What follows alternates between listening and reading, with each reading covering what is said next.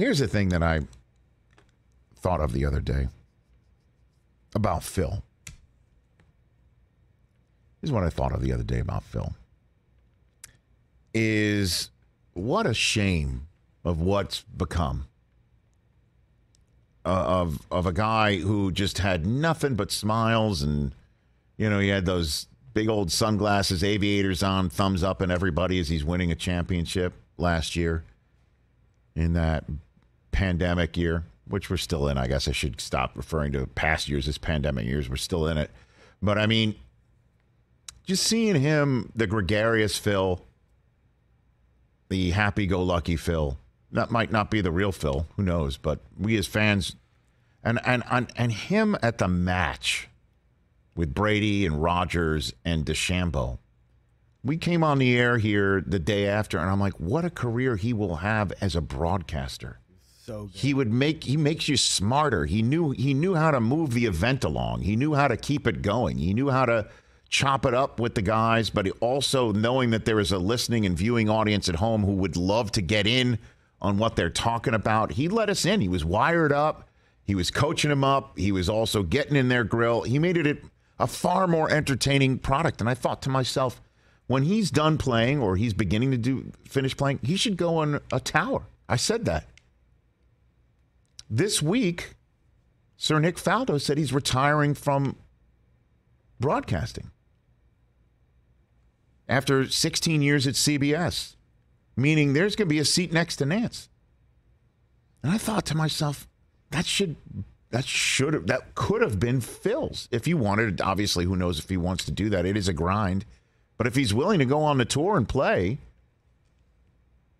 or he was not a big fan of the tour and he didn't want to give them his name and full faith and credit and brand and lend it to it. And I know broadcasting for the broadcasting PGA Tour events for a major broadcasting network might not be his cup of tea either. But he could have been sitting in this tower next to Nance for 16 years himself if he wanted to. His mid-60s, however long he wants to do it. That's gone. Poof. Out the door. What a career he could have had post-playing. And now I guess he's making his money on the LIV Tour, and we'll see how popular this becomes. I proffer to say once football returns, this conversation about LIV versus PGA and PGA versus LIV is going to take a backseat until maybe next year. We'll see how it plays out. If anybody's going to go seek it out online, can't wait to see how these guys do at the next event, 54-hole shotgun start, something like that. The curiosity factor, the rubbernecking factor, that maybe somebody winds up shooting a 60 and you want to see it. Like, what the hell happened right there? Oh, DeChambeau is in the final group with Patrick Reed, or Koepka is in the final group with Phil, who had a great weekend. I mean, you're going to start to tune into that sort of thing, will you? Won't you? After a while, I think this whole LIV versus PGA Tour thing is going to burn out, and Phil's going to look around. And now what? His bank account may be back to dormy from what you read about, or better than that, and that's his own personal life. But I just thought to myself, what a career in broadcasting he could have had. And the seat's open. The seat's open. Right now, the seat's open. I don't know who CBS is going to fill it with.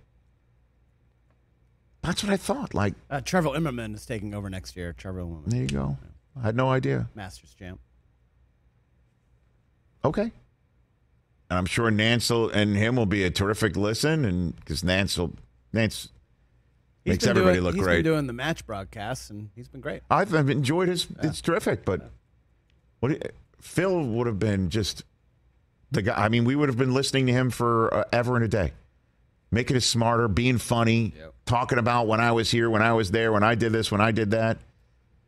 Having an immense, vast library of experience from which to tap, just like Brady's going to have coming up in whenever he's done. We'll talk to Leonard Fournette in 2028. Yeah, right. 29. Maybe so. I don't know. But I not to belabor it, I just thought that would have been Phil's seat. Could have been Phil's seat. Don't know if CBS wanted him and Phil's in that seat. Don't know if he wanted that seat, but that's the next step he could have done. Played a few tournaments. I don't know how he would have, called it. What was happening when Faldo was playing the Masters? Did he play earlier in the morning and then he took to the booth later on in the day? I mean, I guess CBS could have dealt with something like that at Augusta National, but not anymore.